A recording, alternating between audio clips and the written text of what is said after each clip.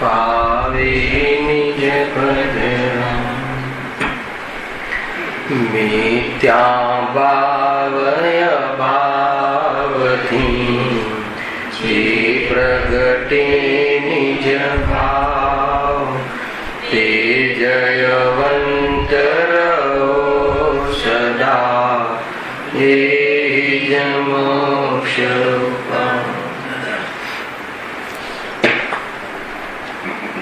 આ શ્રી મોક્ષના પ્રકાશક ગ્રંથ છે. બીજા અધિકારના અંતિમ ચરણના ચર્ચા ચાલી રહી છે. પેજ નંબર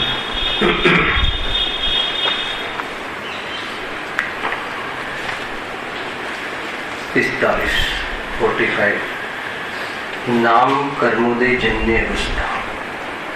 કર્મના ઉદયમાં જીવની અવસ્થા વિશેષ કેવી થાય છે એની ચર્ચા કહી કે ખરેખર તો જીવના પરિણામ ભાવના નિમિત્તથી કર્મ બંધ થાય છે અને કર્મના ઉદયમાં જીવ ગતિ આદિને પ્રાપ્ત થાય છે અને ફરીથી તે વિષય ગ્રહણના અંતર્ગત રાગદ્વેષ કરે છે અને એ પ્રમાણે સંસાર ચક્ર ચાલે છે. આ વાત ક્યાં આવી રહી છે?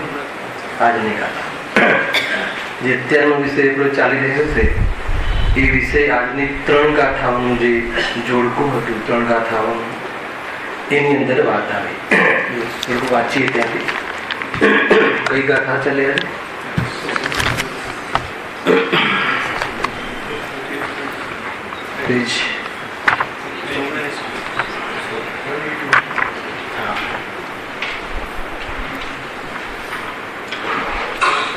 179 પર 128 ગાથા છે, 129 ને 130 3 ગાથાઓ છે. 3 ગાથામાં પૂરું વિષય આજનો જે ચાલવાનો છે ખાલી વાંચી લઈએ, તમને ખ્યાલ આવે કે ક્યાં કઈ જગ્યાએ, મતલબ મોક્ષના પ્રકાશકમાં 4 અનુયુગનો મેળ છે એ ખ્યાલમાં આવે. જો 128મી ગાથામાં ડાયરેક્ટ અર્થ વાંચીએ છીએ. જે ખરેખર સંસાર સ્થિત જીવ છે તેનાથી પરિણામ થાય છે, અર્થાત તેને સ્નિગ્ધ પરિણામ થાય છે, તેને ચીકણા પરિણામ. સ્નિગ્ધ એટલે ચીકણા પરિણામ, કર્મરજને આકર્ષી શકે એવા કસાયવાળા પરિણામ.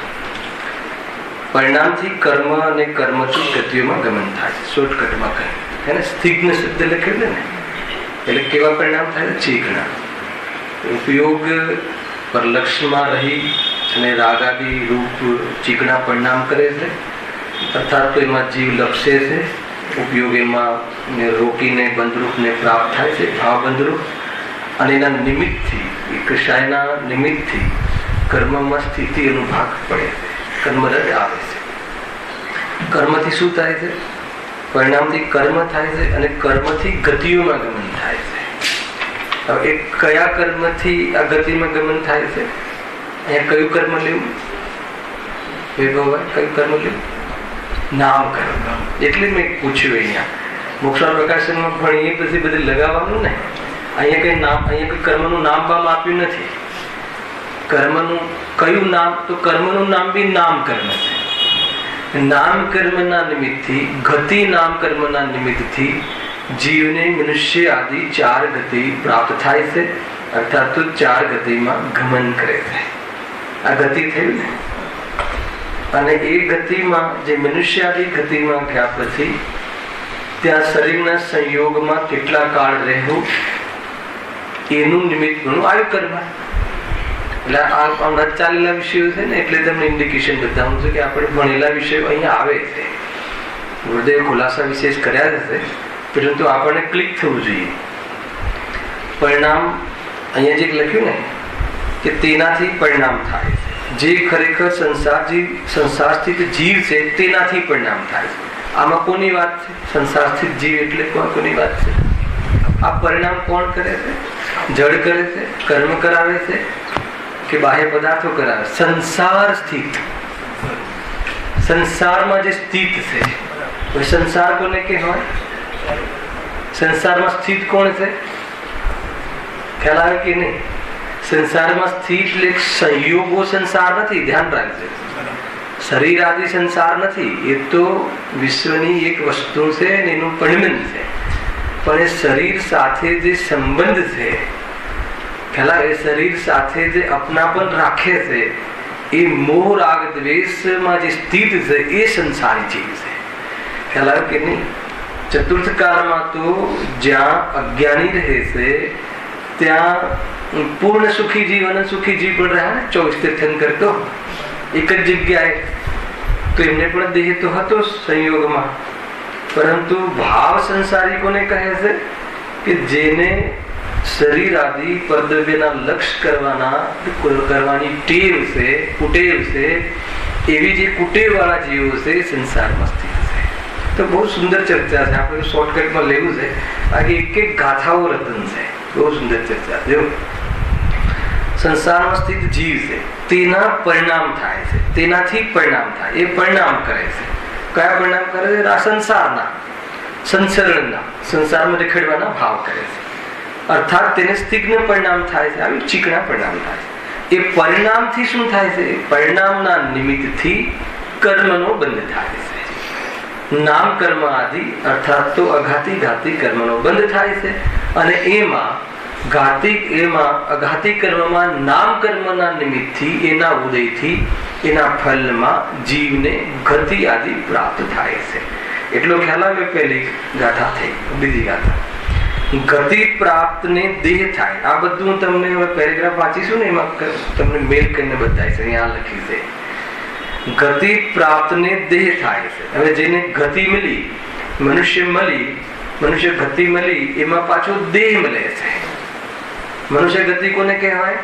કે એ જે મનુષ્યના રહેવાની યોગ્યતા, ગુરુદેવ વાત કરેલા, એમાં જે યોગ્યતા છે, ઉભા ખાવા રૂપ યોગ્યતા, એ રીતે વિવેક રૂપ રહેવા રૂપ યોગ્યતા, એને મનુષ્ય ગતિ કહે છે. અવિવેક રૂપ યોગ્યતા એને તિર્યંજ ગતિ કહે. ખ્યાલ કીધી. એટલે ગુરુદેવે ઘણી વખત વ્યંગમાં કહેતા કે મળ્યો તો છે મનુષ્ય દેહ, પરંતુ ગતિના ભાવ તો તિર્યંજ જેવા છે. અને એને વર્તમાન દુનિયા, વર્તમાન તીવ્ર અજ્ઞાનીઓ એને શું કહે છે? એડવાન્સ જીવન કહે છે. એને 21મી સદીનું આધુનિક જીવન કહે છે. હાથમાં રોટલીનું બીડું લઈને ફરતા ફરતા ખાવું, હે ને, એને ફેશન કહે છે આજની દુનિયા. ખરેખર એ તિર્યંજના ભાવ છે, એ તિર્યંજ ગતિ કર્મનો ઉદય છે. હે ને, એ રીતે ગમે એમ ખાવા પીવાનું, પલંગમાં સુતા સુતા ખાવું, એ બધું એ અવિવેક રૂપ જીવન છે. આ બધું તમે 10 લક્ષણ પહેલોમાં જે નવી નવી પબ્લિક આવે છે ને, ચંદ્રકાંતભાઈ, તો એ જો અમુક વિષય તમે આપો ને, એમને ખ્યાલ આવે. જયારે એ રીતે ફરતો ત્યારે એમ ખ્યાલ આવે કે તિર્યંજ છું. હે, પછી એને ખ્યાલ આવે કે પ્રભુ તો ગાયક કહે છે, ગાયકને ઓળખતો નથી, એટલે આવી જાતિના અવિવેક નું જીવન બને છે. જબરદસ્ત મેસેજ છે આ બધા રાજેશ્વર. તો એને કહે જો ગતિ પ્રાપ્ત ને દેહ થાય છે, હે ને, ગતિ પ્રાપ્ત છે ને દેહ મળે છે. દેહ મળે છે અને દેહમાં શું હોય છે? દેહ કોને કહે છે? દેહમાં 5 ઇન્દ્રિય એના ઓર્ગન્સ છે. 5 ઇન્દ્રિયના સમૂહને દેહ કહે છે. દેહ પૂદગલનો બનેલો છે, પણ પૂદગલમાં પણ એના એક ઓર્ગન્સ બનેલા છે, એના એક ઇન્સ્ટ્રુમેન્ટ બનેલા છે. નાક છે, કાન છે, જીભ છે, સ્પર્શન ઇન્દ્રિય છે, ઘ્રાણ ઇન્દ્રિય છે, આદિ એના ઓર્ગન્સ છે. એનાથી શું થાય? વૈભવભાઈ, એનાથી 2 કાર્ય થાય. લખ્યા છે, બહુ સુંદર ચર્ચા, બહુ ગમે. એનાથી શું થાય? ઇન્દ્રિયોથી શું થાય? વિષય ગ્રહણ. વિષય ગ્રહણ એટલે શું છે? વિષયનું જ્ઞાન. 5 ઇન્દ્રિયના માધ્યમથી વિષય કોને કહેવું?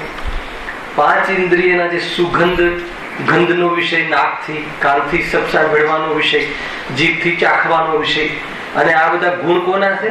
પૂદગલના. સ્પર્શ રસ ગંધ ગ્રહણ એના વિષય બને છે. જ્ઞાનના વિષય ગ્રહણ એટલે જ્ઞાન.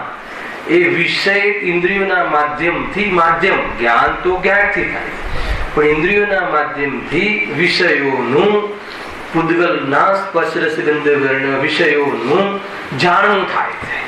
હવે બ્રેક લે છે આજે. શાનો બ્રેક લે છે? મોક્ષનો બ્રેક લે છે. સુખ એટલે જાણવા વાળો ન રહેતા, હવે એ આપણે કાઢવું પડે આમાંથી, ગુરુદેવ કાઢી દેશે. ખ્યાલ કે નહીં? છે તો એ જાણવાના સ્વભાવ વાળો, પણ જાણવા રૂપે ન રહેતા એ ગાયકનું કાર્ય છે જાણવું. અવલંબન ભલે ઇન્દ્રિયનું હો, પણ ઇન્દ્રિયોમાંથી જ્ઞાન નથી આવતું, ગાયકમાંથી જ્ઞાન આવે છે. એમ ખ્યાલ ન હોવાના કારણે, આવા અજ્ઞાનના કારણે ઇન્દ્રિયોથી જણાય છે એમ માની, ઇન્દ્રિયોથી કાર્ય થાય છે એમ માની, ઇન્દ્રિયોને સ્નેહ કરે છે અને ઇન્દ્રિયોના માધ્યમથી એને વિષય ગ્રહણ, અને બીજું શું લખી દો, અને વિષય ગ્રહણથી રાગ દ્વેષ થાય છે. હલાવે કે નહીં? એક તો ઇન્દ્રિયો પ્રત્યે રાગ કરે છે, અને ઇન્દ્રિયોના માધ્યમથી જાણવામાં આવતા પદાર્થોમાં અજ્ઞાનતાના કારણે ઇષ્ટ નિષ્ઠની કલ્પના કરીને ઇષ્ટ લાગતો પદાર્થમાં રાગ કરે છે, અને અનિષ્ટ વાસિત થતો પદાર્થમાં દ્વેષ કરે છે. પછી શું કરે છે? ત્રીજો પેરેગ્રાફ, ત્રીજી ગાથા. આજે કઈ ચાલી ચંદ્રભાઈ? ત્રીજી ચાલી. તમારો આખો વિષય થઈ ગયો. ત્રીજી ગાથામાં શું કીધું? જયારે આમ કરે છે એટલે શું ચાલે છે પછી એને જો. એમ કરતા એ પ્રમાણે ભાવ થતા સંસાર ચક્રમાં જીવને અનાદિ અનંત અથવા અનાદિ શાંત થયા કરે છે, એમ જીનોરે કહ્યું છે. એટલે આ રાગ દ્વેષ થાય છે, એનાથી ફરી શું થાય? કર્મનો બંધ થાય છે, અને કર્મનો બંધ થાય છે વળી પાછા ઉદયમાં આવે છે. એ સંસાર ચક્ર લીધું હતું ને આપણે. એમ પરંપરા સંતતિ રૂપ પૂદગલ પરાવર્તન, પંચ પૂદગલ પરાવર્તન, પૂદગલોના સંયોગો, નવા નવા પૂદગલના નવા નવા આકારોના સંયોગમાં જીવ ફસાતો 4 ગતિ 84 લાખ યોનિમાં સંસાર ચક્રમાં પૂદગલ પરાવર્તન. 2 શબ્દ લખ્યા છે, જોરદાર લખ્યા છે, ઇન્ડિકેશન છે. 2 શબ્દ કયા લખ્યા છે? જો એ પ્રમાણે ભાવ સંસાર ચક્રમાં જીવને અનાદિ અનંત અથવા અનાદિ શાંત થયા કરે છે, એમ જીનરોએ કહ્યું. કેમ 2 શબ્દ લખ્યા? અનાદિ અનંત, અનાદિ શાંત. અનાદિ અનંત કોના માટે લખ્યું છે? અભવ્ય. દુરાનુદુન ભવ્ય, અભવ્ય, અભવ્ય બી. કે બસ એ જીવ કર્યા જ કરે છે, એનો આ અંત આવતો જ નથી. અને અનાદિ શાંત કોના માટે લખ્યું? હા બોલો બોલો, આપણા માટે. એમ બોલો જરા, હે? આપણા માટે. આદિથી આવું કરતું તો કરું છું, તો હવે એ ભાવ શાંત પડી દેવાના છે. ખ્યાલ? અને સાદી શાંત કહીએ તો દરેક માટે, દરેક ભાવ સાદી શાંત છે, દરેક પર્યાય અપેક્ષાએ. પરંતુ સ્વરૂપનો ખ્યાલ ન હોવાના કારણે બીજી પર્યાયમાં પાછો એ જ ભાવ સંસારનો પેદા થાય છે. એ રીતે સંતતિ રૂપ અનાદિ અનંતો એ પ્રમાણે ભાવ રહે છે. પરંતુ જે જીવ અજ્ઞાનનો અભાવ કરે છે એનો સંસાર અનાદિ શાંત છે, અને જે અજ્ઞાનતાનો અભાવ નથી કરતો એનો સંસાર અનાદિ અનંત છે.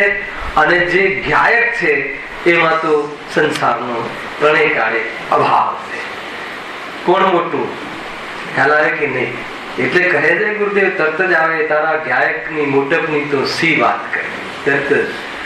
એમ એવા જ્ઞાયકનો અનુભવ કરે તો તારો સંસાર છીનવાઈ જાય છે, સંસાર છેતરાઈ જાય છે. ખ્યાલ કે નહીં? જ્ઞાયકમાં ડૂબી જાય અને બહારની પોઝિશનો છેતરાઈ જાય છે. ક્યાં ગયો આ ભાઈ? તો આવે જ નહીં. કે ગયો હોય તો મોક્ષ સમજમાં આવે છે કે નહીં? તો આ રીતે સંસારને છેતરવા જેવો છે, સંસારનો અભાવ કરી સ્વરૂપમાં રમવા જેવું છે. એવી સુંદર વાત જો કર્મની વાત પણ દ્રવ્યાનુયોગના ગ્રંથોમાં કેવી રીતે મુખ્યતાથી આવીને કર્મરહિત સ્વભાવની દ્રષ્ટિ કરવામાં આવે છે. બહુ સુંદર ચર્ચાઓ છે. એની થીમ, એના કન્સેપ્ટ જો ખ્યાલમાં આવે ને, હવે તમારે કાલે ગુરુદેવનું પ્રયોજન ઓર ઈઝી થઈ જશે. એનો કન્સેપ્ટ આપણને ખ્યાલમાં આવવો જોઈએ. એના આધાર ઉપર આપણે સમજી લઈએ. હવે આપણે જે ચાલતો વિષય છે મૂળ નામ કર્મોદય જન્ય અવસ્થા. હવે તમને ઈઝી પડશે એ જે ગાથાઓ બી સાંભળી, આનાથી એ ઈઝી પડશે અને એના કારણે આ ઈઝી પડશે. પહેલા કે નહીં એ રીતે નામ કર્મના ઉદયથી આ જીવને મનુષ્ય આદિ ગતિઓ પ્રાપ્ત થાય. આવીને ગાથા હે ને? સંસારમાં ભાવ કરે છે, ભાવથી કર્મ થાય છે, અને કર્મથી ગતિને પ્રાપ્ત થાય છે. 128મી ગાથા આવી ને, પંચાક્ષિકાય. તો ગતિને પ્રાપ્ત થાય. એમાં નામ, અહીંયા કર્મનું નામ આપી દીધું. કયા કર્મનું આ નિમિત્ત બન્યું છે? કે નામ કર્મ. નામ કર્મના ઉદયથી આ જીવને મનુષ્ય આદિ ગતિઓ પ્રાપ્ત થાય છે. તે પર્યાયરૂપ પોતાની અવસ્થા થાય છે. બરાબર છે? એનાથી એ પર્યાયરૂપ પોતાની અવસ્થા થાય. આ જીવની આવી મનુષ્ય આદિ અવસ્થા થાય, એમાં જીવ ત્યાં આવી જાય છે. એ મનુષ્ય આદિ પર્યાય ત્યાં ત્રસ સ્થાવર આદિ ભેદ હોય. આ બધા જે છે ને, આ નામકર્મની પ્રકૃતિઓના ભેદ છે. આ ત્રાણુ પ્રકૃતિ હોય છે. ગઈ વખત પણ કહ્યું હતું કે નામકર્મને એક ઉપમા આપવામાં આવી છે. કઈ? ચિત્રકાર, હે ને, કે જે જીવને મળતા સંયોગમાં શરીરના આકાર પ્રકાર, એના સંઘાત, સહનન, સ્વર, એ આદિ અનેક પ્રકારની જે રચના એ નામકર્મ નામની ત્રાણુ કારીગર છે, એમાં એના આધાર ઉપર એ ફેક્ટરીમાં મનુષ્ય આદિ શરીરોની રચના થાય. ખ્યાલ આવે કે એના નિમિત્તથી આ ચર્ચા થાય છે. એમાં જીવનું તો કોઈ, એ વર્તમાનમાં જીવનું કોઈ ચાલતું નથી.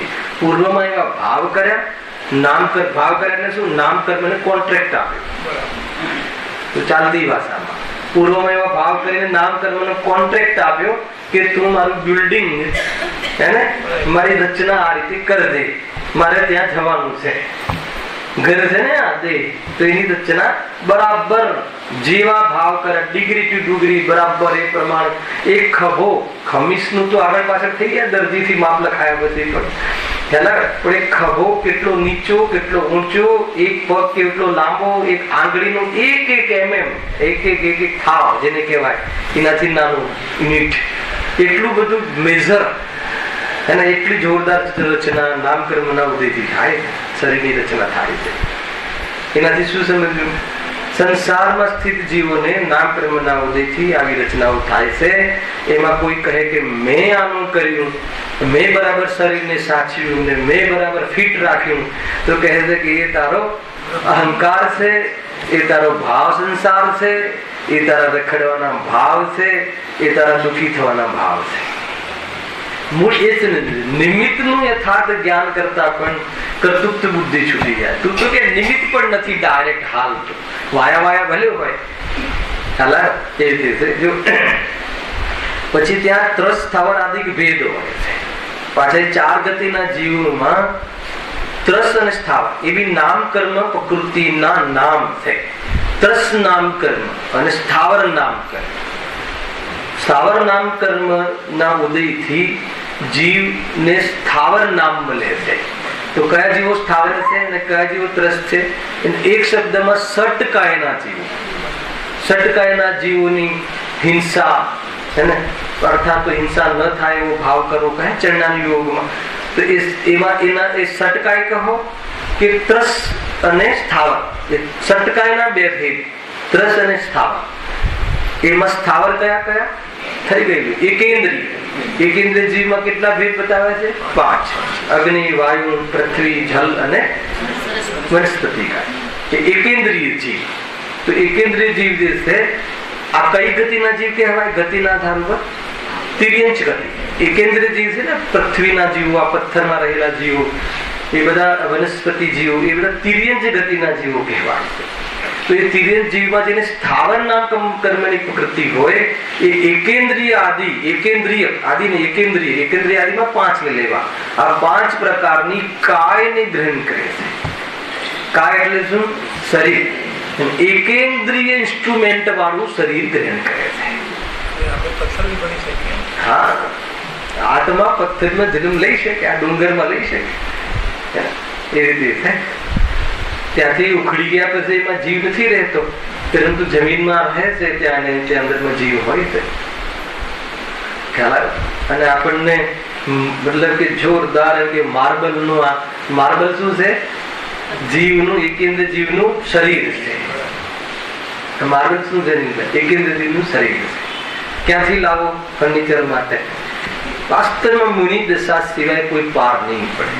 10 દિશાઓ જેનું ઘર છે, જંગલના મતલબ જંગલની રાહ જેની ખુલ્લી છે. ન રહેવા માટે મકાનની ગરજ, ન પહેરવા માટે વસ્ત્રની ગરજ, ન ખાવા માટે અનાજની ગરજ, અરે ન એને શરીરનું લક્ષ્ય. બસ એક ચેતન ચેતન ચેતન. ગુરુદેવ કહે સિદ્ધની તળેટીમાં ઉભા છે, है ने निराजतो बस सिद्ध बनશે કે બનશે ક્ષણભરમાં તો દેહ કપૂરવત ઉડી જશે અને આત્મા સંપૂર્ણપણે એનો અંતિમ જે અભિશક્ત શક્તિનું પણ નિર્મલ પરિણમન થઈને અમૂર્તિક પણ પ્રગટ થઈ જશે. ન સંયોગમાં શરીર લક્ષમાં તો હતું નહીં અને પક્ષ તો શરીરનો હતો નહીં. ચોથા ગુણ સ્થાને દેહ બુદ્ધિ મટી ગઈ હતી. દેહનું લક્ષ મટી ગયા પછી સ્વરૂપમાં રમી અને અર્યંતપણું પ્રાપ્ત કર્યું અને અંતર્વ્રત કાળમાં યથાયોગ્ય સમયમાં તો એમને સિદ્ધ સ્થાને પ્રાપ્ત કરી લીધી. આ આપણું જીવનનું મહત્વ છે. ખરેખર સમજવાજીનું કેટલી આકુરતા થાય છે એને 500 ફૂટમાંથી 5000 ફૂટમાં આવી જાય તો આકુરતા ઘટવી જોઈએ કે વધવી જોઈએ? તો એ સાફ છે નહીં ભાઈ, હે ને? 2 રૂમ કિચન માંથી 6 રૂમ કિચન માં આવ્યા પછી આકુરતા વધી કે ઘટી? થવું શું જોઈએ? ઘટવી જોઈએ ને? ઘટી ખ્યાલ આવે કે નહીં? સમજવા જેવું છે ભાઈ. ઘણી ઉલટા છે અજ્ઞાનીના. બહુ શાંતિનો માર્ગ છે, ધીરજનો માર્ગ છે, વાસ્તવમાં મજાનો માર્ગ છે. આનંદ કરો ભાઈ, કાંઈ ગયું નથી. આત્માને ઘરની જરૂર નથી જેની પાછળ પડી ગયા. હું ઘણી વાર કહું એને 2-4 કરોડ રૂપિયાનું ઘર લે, ઇન્સ્ટોલમેન્ટ ભરે, અડધી જિંદગી પોણી જિંદગી નીકળી જાય. એટલામાં દીકરાના ઘરે બીજા દીકરાઓ આવે કે હવે રૂમ ઓછા પડે છે એટલે બીજા ઇન્સ્ટોલમેન્ટની તૈયારી કરો. આજે બળદ થઈને બસ આખું જીવન પૂરું કરી નાખે. જેમાં છે એમાં રહીને આત્મકલ્યાણ કરીને નીકળી જાય. હે ને? લોકમાં પણ કહે છે કે તારે અંતમાં પણ કેટલી જગા જોઈએ. તારે એટલે શરીરને, લોકમાં શરીરને આત્મા માને છે ને, અરે એને પણ કેટલી જગા જોઈએ. સ્મશાનમાં 5-6 ફૂટ કયા મોટા શરીર છે, ખ્યાલ આવે કે નહીં? એ તો એ વખતે 500 ધનુષના હતા. તો બહુ વિચાર કરવા જેવું છે. જલ્દીથી જલ્દી ત્વરાથી વેદ જ્ઞાન કરીને સ્વરૂપમાં રમણતાનો કાર્યક્રમ ચાલુ કરી દો, નહીં તો ગયા કામ. એમ જો ત્રસ અને સ્થાવર આદિ ભેદ હોય. એક તો મનુષ્ય નામ કર્મના ઉદયથી જીવને મનુષ્યની ગતિ મળે છે અને તે પર્યાય રૂપ પોતાની અવસ્થા થાય છે. એ રૂપ અવસ્થા થાય છે, કાં તો મનુષ્ય કાં તો દેવ, એ રૂપે અવસ્થા થાય છે. ત્યાં એ અવસ્થામાં પાછા ભેદ, ત્રસ અને સ્થાવર. તો અત્યારે આપણે ત્રસમાં છે કે સ્થાવરમાં છીએ? ત્રસમાં છે. ત્રસકાય એટલે બેન્દ્રથી લઈ અને સંઘની પચિંદ્રજી સુધી ત્રસ જીવો છે. આગળ તથા ત્યાં એકેન્દ્રિય આદિ જાતિને ધારણ કરે છે. બરાબર છે? તો એકેન્દ્રિય આદિને ધારણ કરે, એનું આપણે લાસ્ટ ટાઈમ બહુ પ્રશ્નોત્તરી પણ કરી હતી. હવે એનો અર્થ કર્યો જો એ જાતિ કર્મના ઉદયને અને મતિ જ્ઞાનાવરણના ક્ષયક્ષમને નિમિત્ત નૈમિત્તિક પણ જાણવું. જેવો ક્ષયક્ષમ હોય તેવી જાતિ પામે. આટલો વિષય થયો હતો. આટલા વિષયમાંથી મહત્વપૂર્ણ બિંદુ ગયા વ્યાખ્યાનમાં શું હતું એ તમે બતાવો તો હું આગળ ચાલીશ. હે ને? હવે થોડુંક કડક વલણ આવું છે કે નહીં ચંદ્રકાંત? પરમિશન છે ને? હા. એમ તમારો પ્રમુખ બી મારી ફેવરમાં છે. બતાવો. નહીં તો હું બોલ્યા રાખું ને બધું તમે સાંભળ્યા રાખો ને નેક્સ્ટ શનિવારે મળીશું. શું મતલબ છે? ખ્યાલ? નીતિનભાઈ આવે છે, એમને પૂછ્યું તું પ્રશ્ન.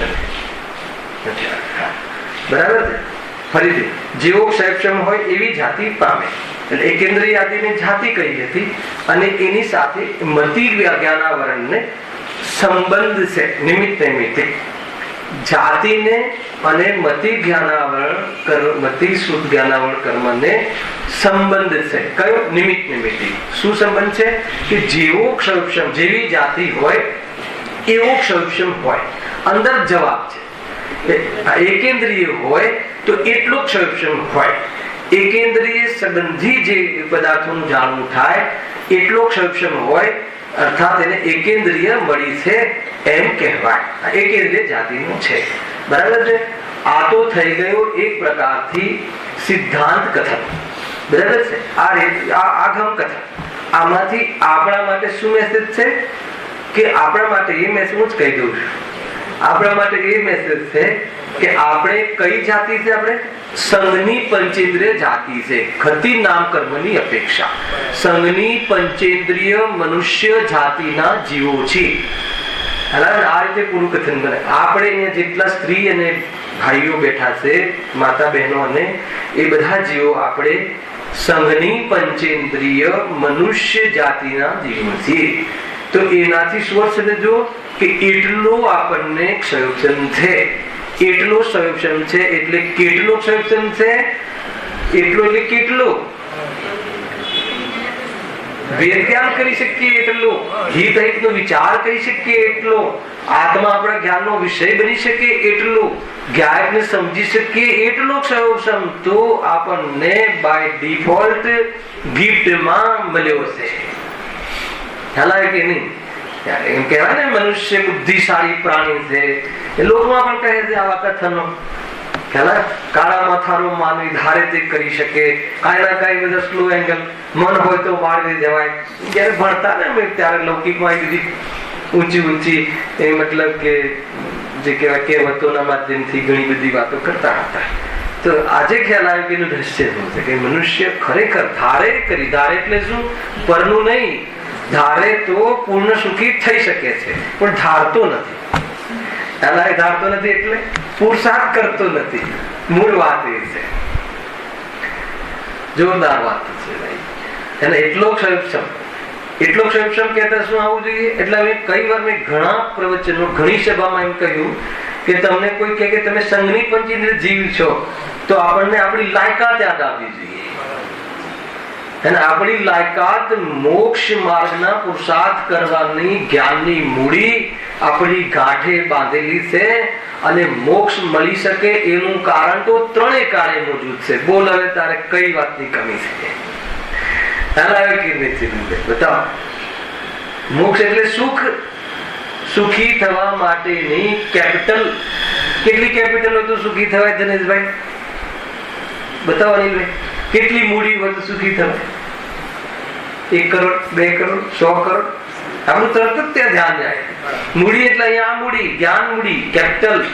હે ને? મોક્ષ ને પામી શકીએ એવું વેદ જ્ઞાન કરવાની પર્યાયમાં ક્ષમતા, જ્ઞાનની મૂડી, એને એટલું સમ્યક જ્ઞાન થઈ શકે એટલું ગાઢ સક્ષમ સંઘની પંચેન્દ્રિયના અનુસાર આપણું એટલું ગાઢ મોજૂદ છે.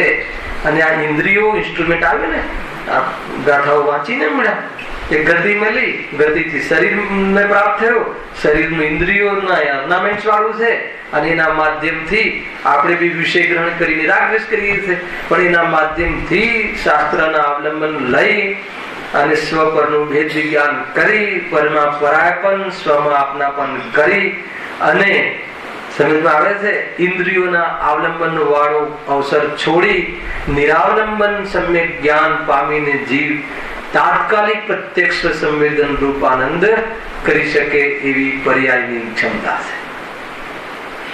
કેટલું ભલે જોરદાર સ્વરૂપ છે.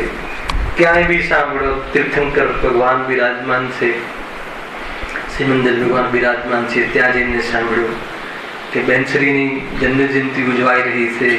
એમના સવારના ભેદ જ્ઞાનમાં સાંભળો, જે સવારની ચાલે છે ત્યાં કેસેટ સવારે ચલાવે છે, સાંભળી હતી. ત્યાં જઈને સાંભળો કે ગુરુદેવના પ્રવચનો અહીંયા મંડપ, સભા મંડપમાં સાંભળો. વાત એક છે. એટલે શું કહેવું છે કે ક્યાંય બી જઈને સાંભળો પણ આ સંભળાયું. શું સંભળાયું?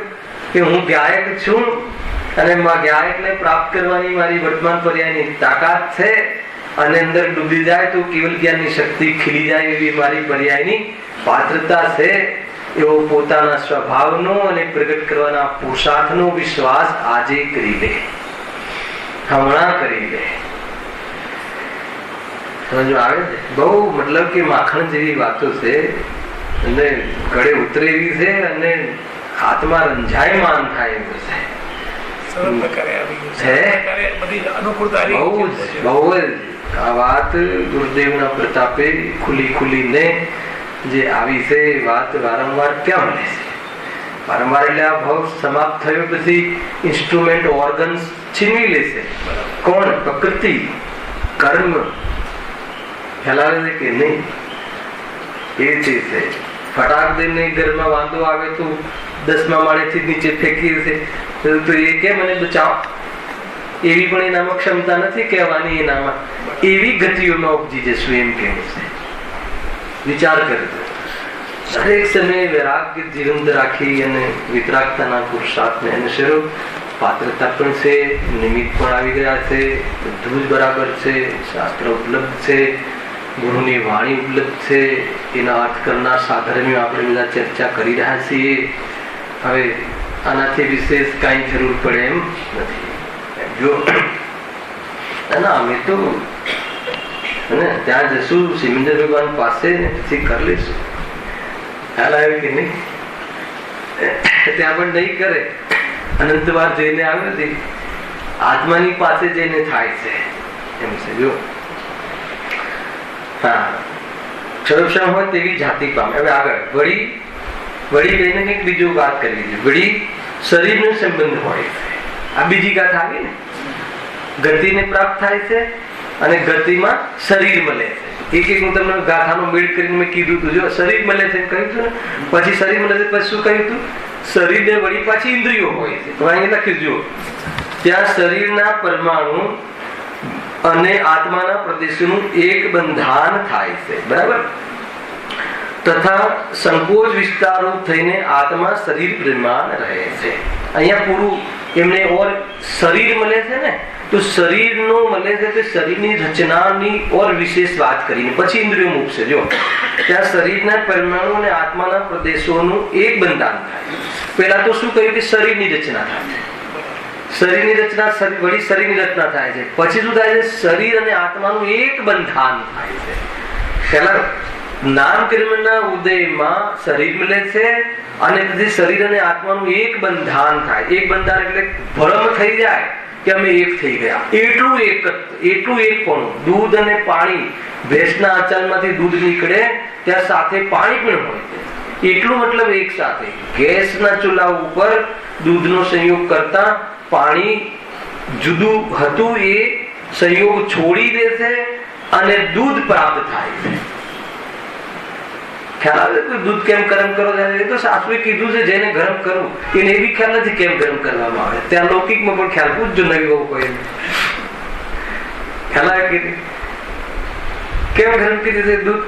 કે ભેંસના આંચલમાંથી દૂધ આવે છે તો એ વખતે પાણી અને દૂધ બંને, ક્ષીર અને નીર એ શબ્દ છે ને, સાથે જ આવે છે. ત્યાંથી ભાઈઓ એક્સ્ટ્રા નાખે જુદું, એ પાછું અલગ. ખ્યાલ આવે છે કે નહીં? પણ જે બાય ડિફોલ્ટ આવે છે એ તો વસ્તુનું એટલું વ્યવસ્થા છે. ખ્યાલ આવે? વ્યવસ્થા હોવા છતાં સ્વરૂપમાં ખોટ નથી આવતી. જુદા છે અને જુદા પડી શકે છે. એને ગરમીનું નિમિત્ત પણ પામીને એને એ રીતે આત્માના તપનું નિમિત્ત પણ પામીને તપ ગરમીની સામે તપ મૂકે છે. તપ એટલે ધ્યાન, એકાગ્રતા. સ્વરૂપમાં એકાગ્રતા રહેતા શરીર આદિનું લક્ષ્ય છૂટી અને જ્યારે રાગ છૂટી જાય છે ત્યારે એ જાતિના સંબંધો પણ છૂટીને શરીર મળવાનું બંધ થાય છે. આ રીતે છે. એકલો આત્મા, પ્યોર દૂધ, પ્યોર આત્માને પ્રાપ્ત થાય છે. આત્મા આત્માને પ્રાપ્ત થાય છે. આ બધી કેટલી ગાથાઓ આવી ગઈ આમાં. જો આત્માના પ્રદેશોનું એક બંધાન થાય છે. આ બધી નેગેટિવ વાતો છે, પણ મને થોડું એવું મન થાય છે કે જોડે પોઝિટિવ બતાવતો રહો. આ તો સંસારમાં સ્થિતિ કેવી થાય છે, કેવી બધી જે શરીર જે આવી રચના કરી. મને તો ઘણી વાર જે સમૂછન જીવો હોય ને ચંદ્રકાંતભાઈ, સમૂછન જીવો જે કે જેમાં કોઈ અંડજ નથી, કે જેમાં માતાનો કે એવું ગર્ભની કે એવું કોઈ શુક્રકોષ અંડકોષના મિલનની જરૂર નથી. તો અમે અમારા ગામમાં અમને આપણે ત્યાં ભાઈ અનિલભાઈ આપણે રાજેશ એ બાજુના ગામમાં ખ્યાલ હોય તો કે રાત્રે તો એકદમ ઘર ને રસોડું સાફ હોય, સવારે ઉઠી એટલે એટલી ચૂડવેલો પેદા થઈ જાય. ચૂડવેલો અહીંયા શું કહો તમારે ખ્યાલ નહીં, આટલા જીવ હોય, ઈયર ટાઈપના, કીડા ટાઈપના, આટલા લાંબા, એટલે બહુ પગવાળા, કાન ખજવા ટાઈપ, એટલી ચૂડવેલો હોય, આમ લટકે. એક જ રાતમાં ઉપદ્રવ જામે. મને ખ્યાલ છે કે મેં છોડીને તમારા ગામમાં આવી જતા, મહુ ગામમાં, એટલી ચૂડવેલો રાતે પેદા થઈ. તમે રસોઈ જ ના બનાવી શકો. અહીંયાથી લટકે, અહીંયાથી લટકે. ક્યારે શરીર બન્યા, કોને બનાયા, કેવી રીતે થયા, અને એટલા મતલબ કે એટલા શરીર, જથ્થાબંધ શરીર.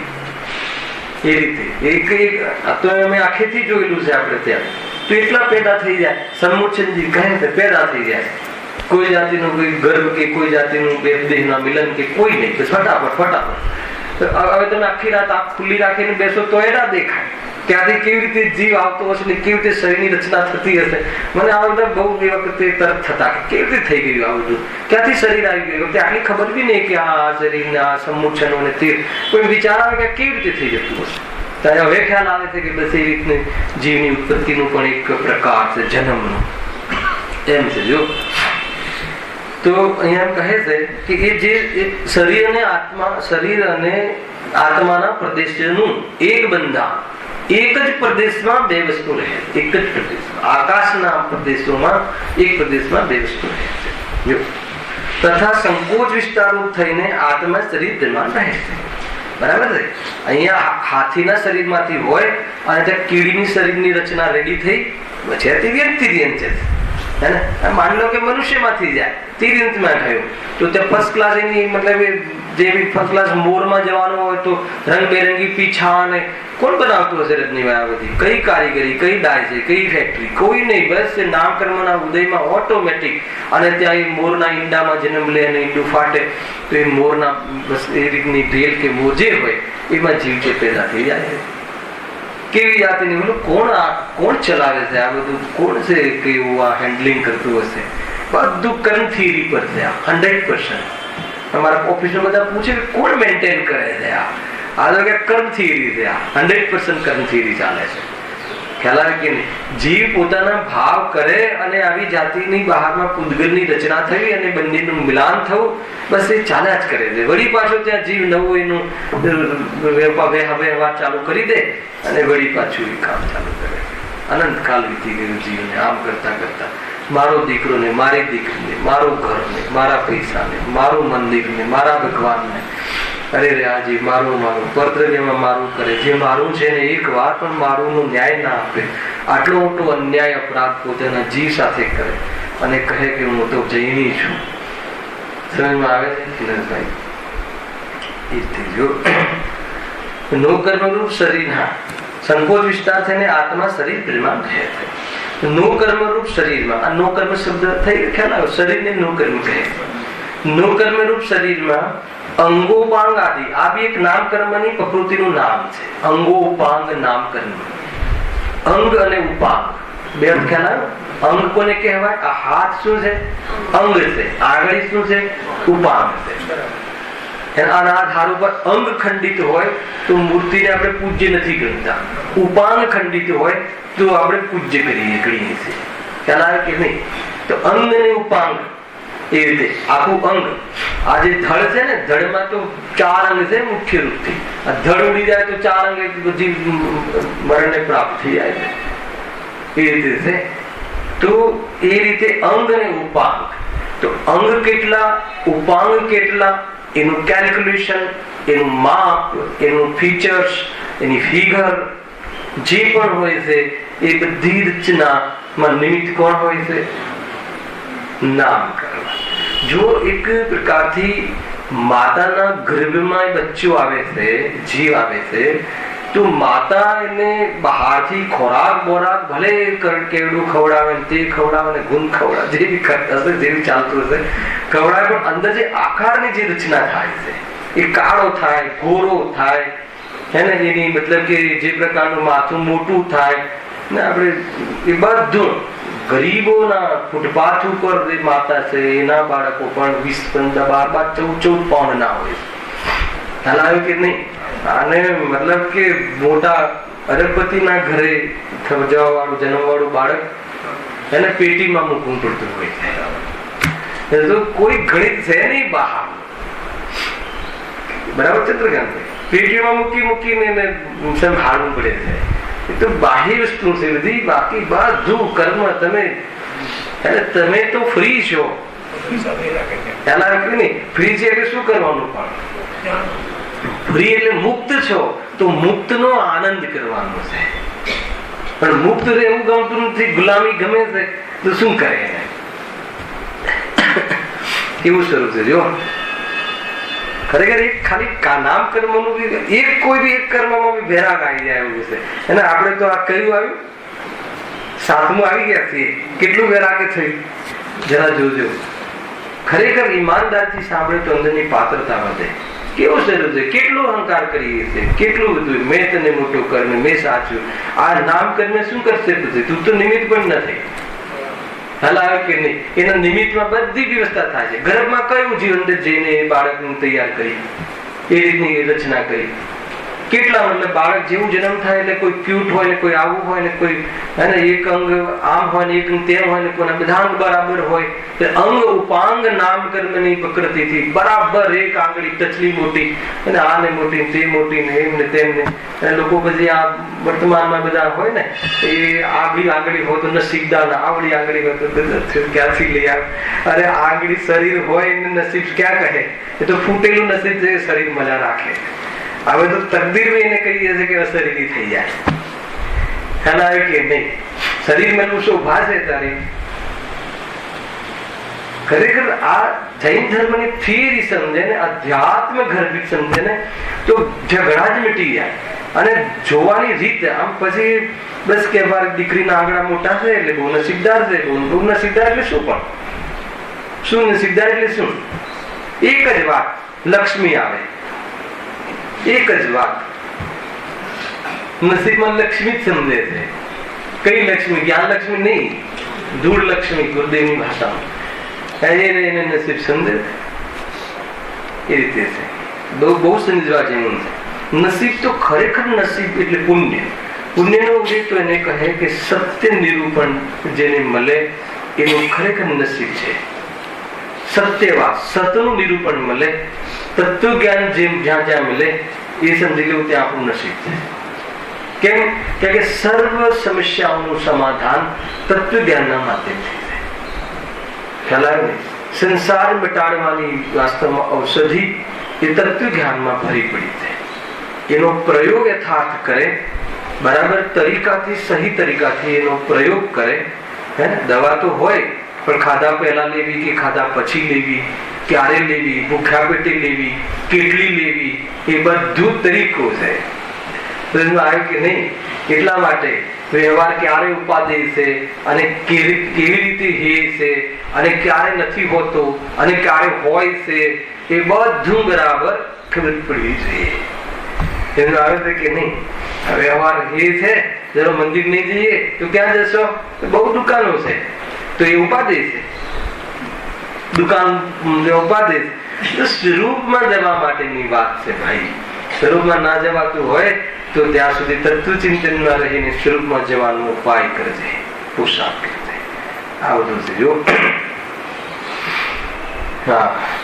નો કર્મરૂપ શરીરમાં અંગોપાધિકના યોગ્ય સ્થાન પ્રમાણ સહિત હોય. આ પ્રમાણ સહિત એટલે ઓલું નય પ્રમાણની વાત નહીં. પ્રમાણ એટલે માપ, બરાબર માપના.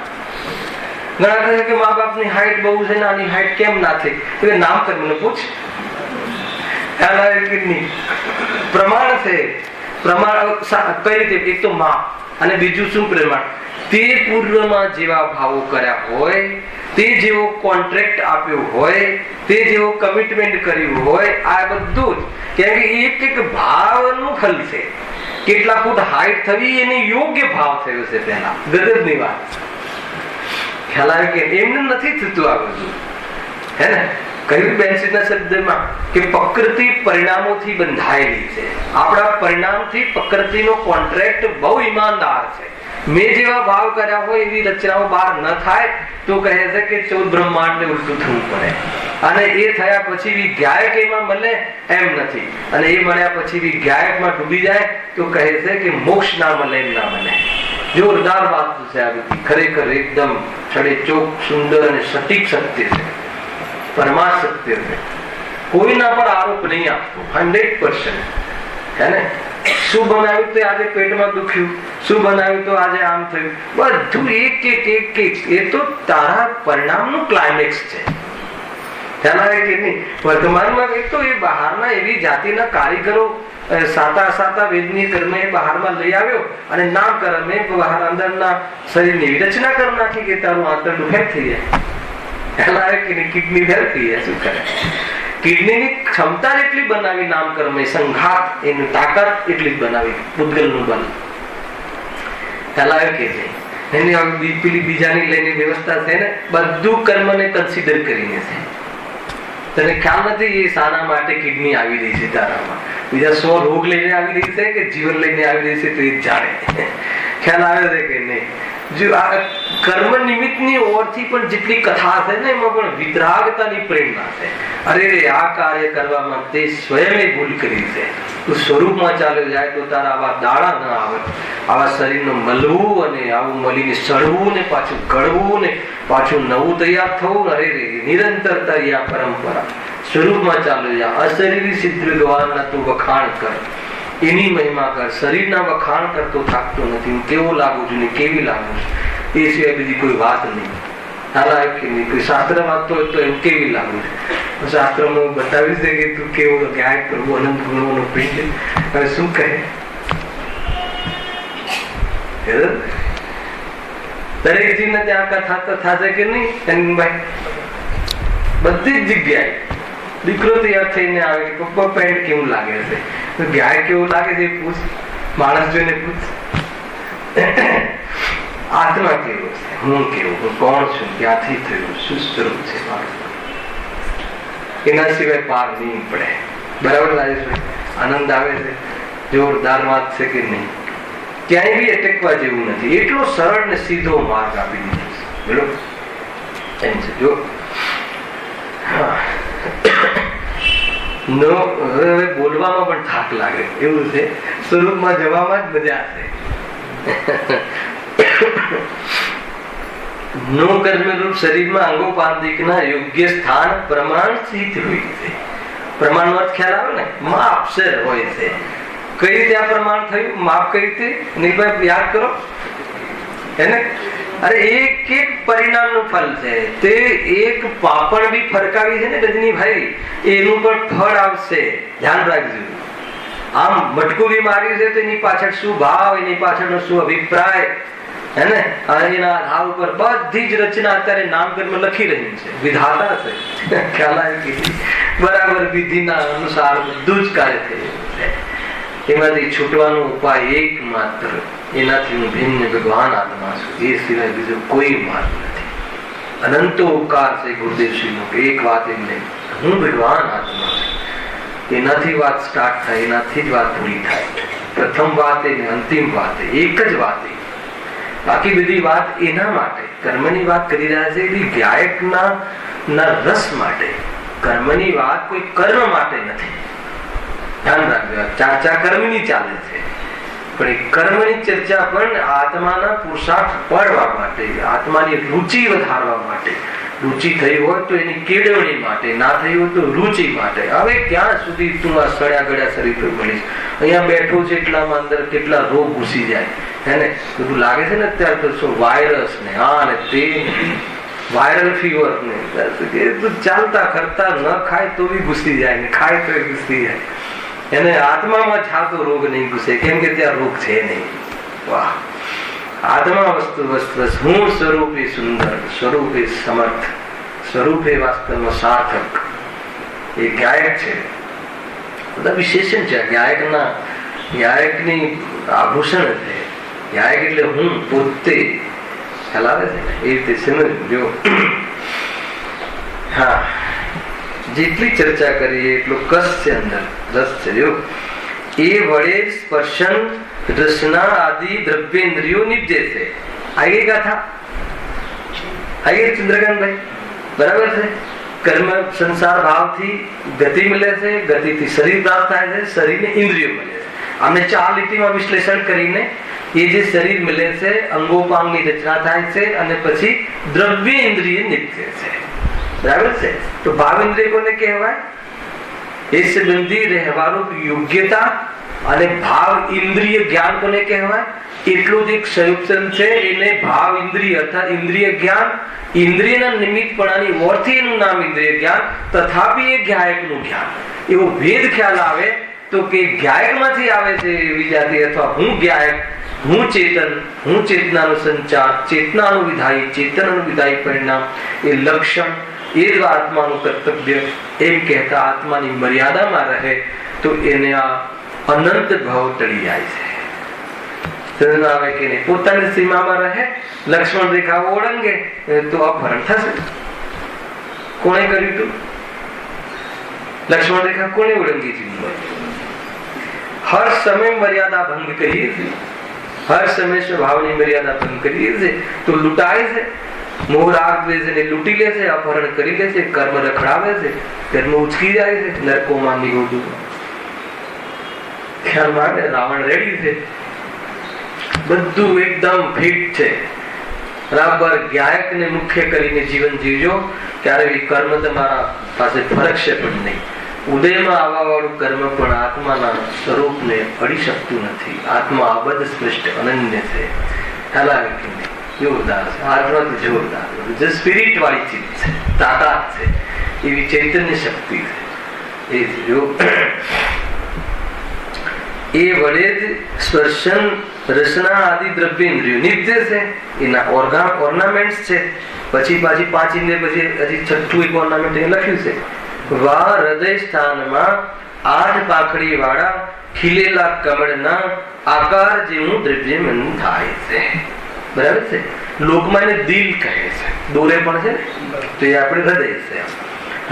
અને એમાં એના નિમિત્તથી થતા મનજનિત ભાવ, અને એના નિમિત્તથી થતા મન ભાવ મન અર્થાત તો મન સંબંધી મૂર્તિક અમૂર્તિક પદાર્થોનું જ્ઞાન. આ મૂર્તિક સાંભળજો, કર્ણ ચક્ષુઇન્દ્રના માધ્યમથી આના કલરનું જ્ઞાન થયું, અને મનના માધ્યમથી એ કલર સંબંધી વિશેષ જ્ઞાન, એ કલર સંબંધી મન દ્વારા વિશેષ જ્ઞાન. અને આ કલર આત્માનો નથી એવું ભેદ જ્ઞાન. એ મન જ્ઞાન દ્વારા આત્માને કલર નથી હોતો, કલર રહિત અમૂર્તિક પદાર્થ હોય છે એનું ફિલિંગ, એ ભાવ મન. એટલા માટે મન જ્યાં હોય છે ત્યાં આત્માની અનુભૂતિ સંભવ છે. એટલે મન વાળું જયારે પ્રાણી થાય છે ત્યારે આત્માના અનુભવનો અવસર થાય છે. ખ્યાલમાં આવ્યો? એટલા માટે એને ભાવ મન કહે છે. દ્રવ્યમન અને ભાવમન, અને દ્રવ્યમન ભાવમન, અને પછી ભાવ શ્રુત જ્ઞાન. કર્ણેન્દ્રના માધ્યમથી સાંભળે કે આત્મા નામનો શબ્દ મતિ જ્ઞાન, અને આત્મા શબ્દ છે એવું હું છું એના વિશેષ જ્ઞાન એ શ્રુત જ્ઞાન. અને એ હું છું એવી પ્રતીતિ બળી જાય તો એ ભાવ શ્રુત જ્ઞાન તો નામ શ્રુતના આધારથી પડ્યું. અદ્યપી એ આત્મ જ્ઞાન અર્થાત એ સમ્યક જ્ઞાન, એનું નામ છે આત્માનુભૂતિ. ચાલો, આટલી બધી મોટી વાતો છે ભાવમનમાં. કઈ વાર લીધું છે અહીંયા તો વાત એટલી છે કે એને એક 6 કેટલી 8 પાંખડી કે 6 8 પાંખડી વાળા 8 પાંખડી વાળા ખીલેલા કમળના આકાર જેવું દ્રવ્યમન થાય. તો આ કોઈ ડોક્ટર અહીંયા હોય ને એમ થાય કે આપણે સર્જન છીએ, આ કોઈ દિવસ કમળ દેખાયું નહીં. ખ્યાલ આવ્યો કે નહીં? કોઈ ચીર્યું તો હશે ને. અમારા ફાધરને જેમ કે પેસમેકર મુકાવ્યું ત્યારે મને વિકલ્પ આવ્યો હતો.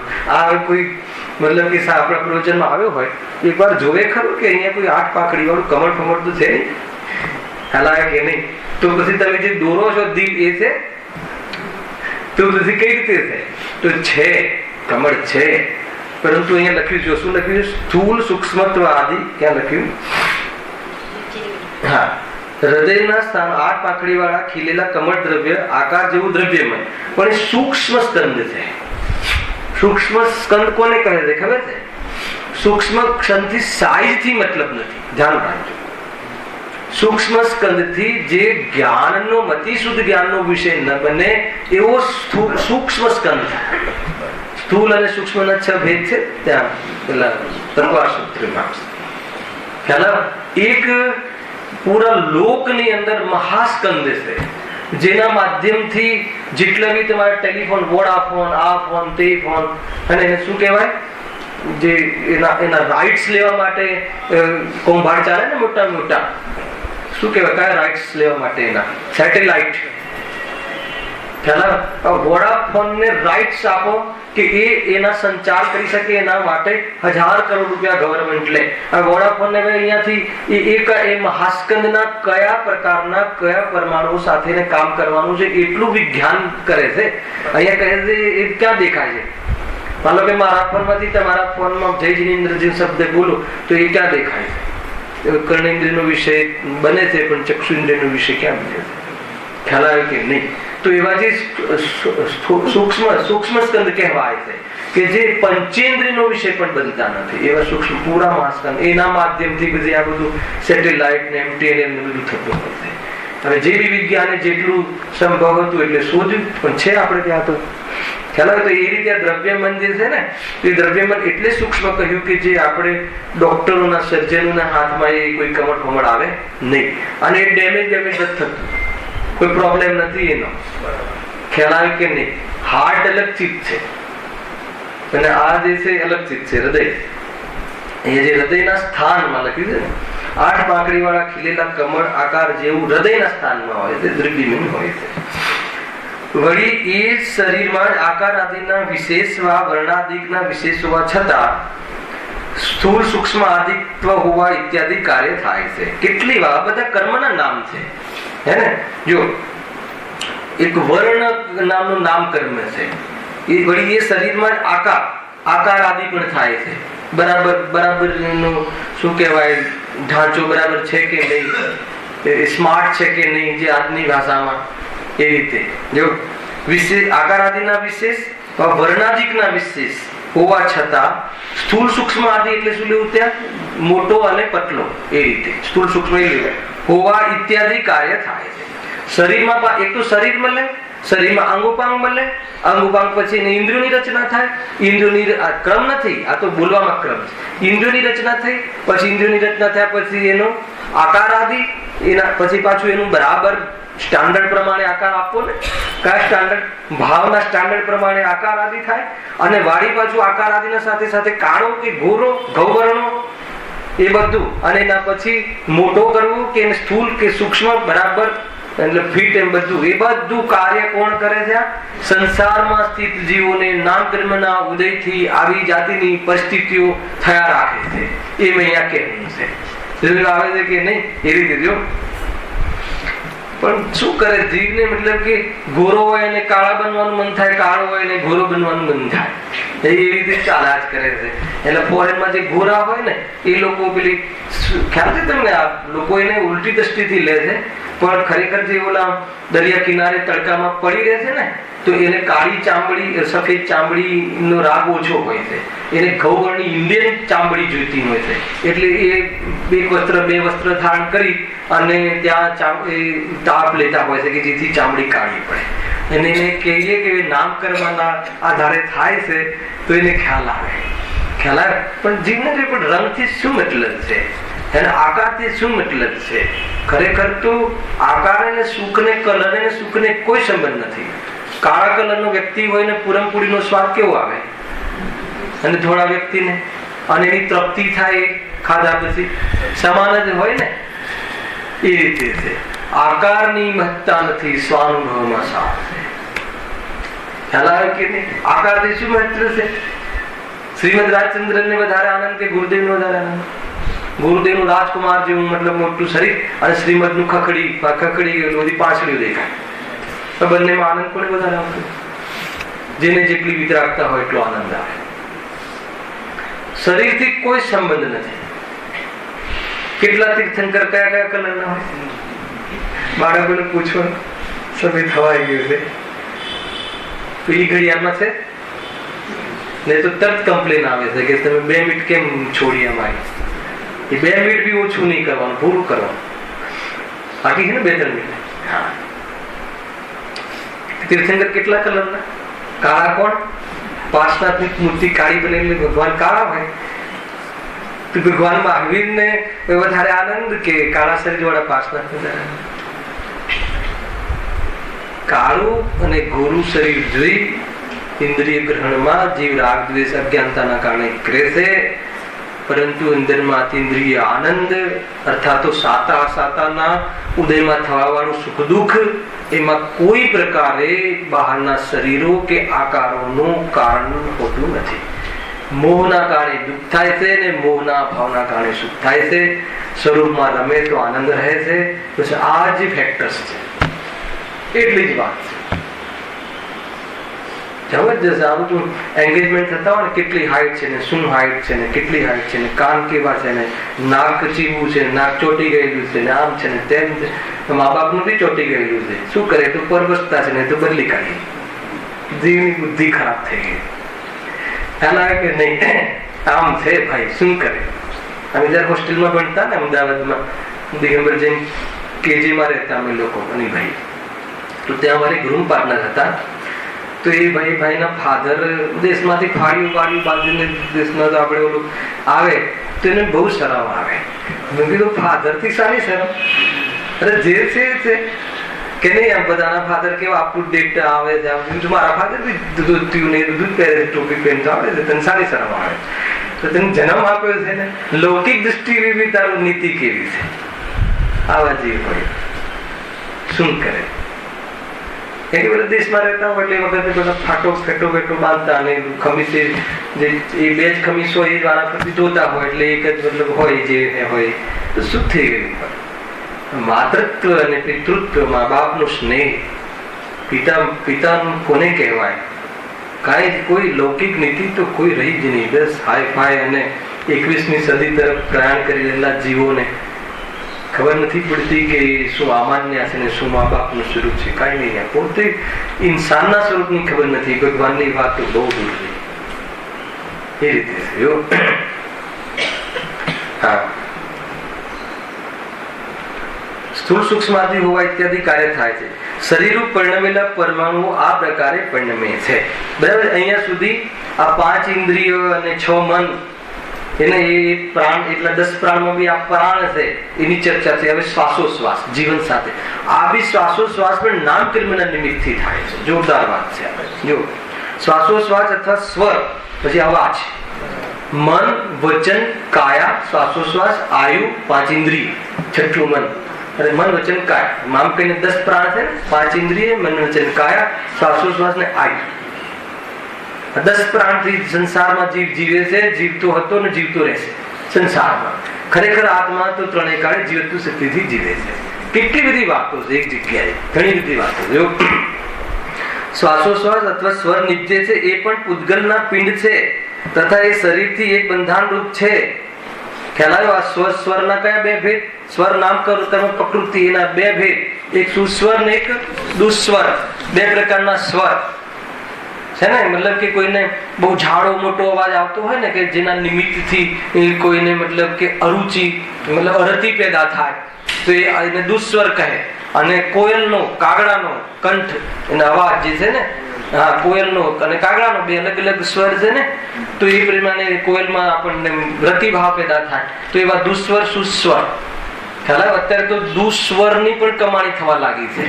આ પેલા મતલબ કે નરકમાં કિક્યારીઓ પાડતા હોય ને, એવી જાતિના સંગીતો ને એવી જાતિના અવાજો, અને એના બી મતલબ કે 10-10 કરોડના કોન્ટ્રાક્ટ. અરે પુણ્યનો ઉદય હોય ત્યાં દુસ્વર પણ વેચાય છે.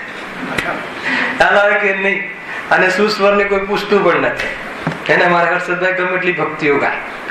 ખ્યાલ આવે કે નહીં? અરે એમ નથી ભાઈ, એ ભક્તિ એટલે વસ્તુ છે. એમ કહે છે કે ભક્તિમાં જે સ્વર છે એ નામ કર્મની પ્રકૃતિથી થવા વાળી રચના છે. આત્માને તો વાણી જ નથી હોતી, ભાષા સમિતિથી રચના થાય છે. એમ સમજે એને સાચી ભક્તિ કહે છે. અને આવી ભક્તિ જેને નિશ્ચય ભક્તિ પ્રગટ થાય, એને ભગવાનને ભજવાનો ભાવ આવે, એને દ્રવ્ય ભક્તિ કહે છે. અને એના નિમિત્તથી વાણી જે ખરે એને પણ દ્રવ્ય ભક્તિ કહે છે. ખ્યાલ આવે કે નહીં? ઘણી બધી વાતો છે, કાલે વિસ્તારથી છે. સહેજાનંદી